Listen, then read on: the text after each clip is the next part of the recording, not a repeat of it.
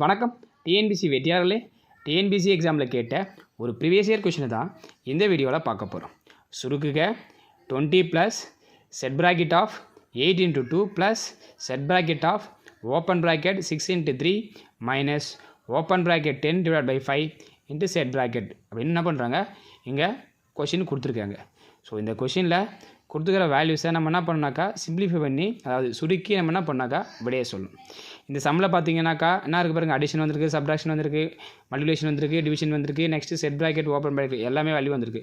So இதை நம்ம solve பண்ணோனாக்கா எந்த ரூல் யூஸ் பண்ணணும் நமக்கு தெரியும். எந்த ரூல்னாக்கா போர்ட் மாஸ் ரூல்ஸை நம்ம என்ன பண்ணாக்கா யூஸ் பண்ணணும். இப்போ போர்ட் மாஸ் ரூல்ஸில் ஃபஸ்ட்டு வந்து என்ன சொல்கிறாங்கனாக்கா பீனா ப்ராக்கெட்டை யூஸ் பண்ணணும். இப்போ ப்ராக்கெட்டே இங்கே பாருங்கள் ஓப்பன் ப்ராக்கெட் வந்துருக்குது, நெக்ஸ்ட் வந்து செட் ப்ராக்கெட் வருது.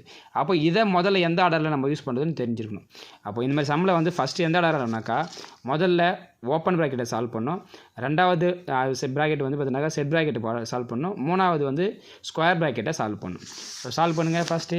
இங்கே ஃபஸ்ட்டு வந்து நம்ம சால்வ் பண்ண வேண்டியது வந்து பார்த்தீங்கன்னாக்கா ஓப்பன் ப்ராக்கெட் தான். அப்போ 6 into 3 என்ன ஆகிடும் நம்மளுக்கு 18 ஆகிடுமா. நெக்ஸ்ட் வந்து 10 divided by 5 வந்து பார்த்தீங்கன்னாக்கா 2 ஆகிடுமா. அப்போது 2 போட்டாச்சு. நெக்ஸ்ட்டு அடுத்தது எதை சால்வ் பண்ண போகிறோம், நம்ம செட் ப்ராக்கெட் தான்.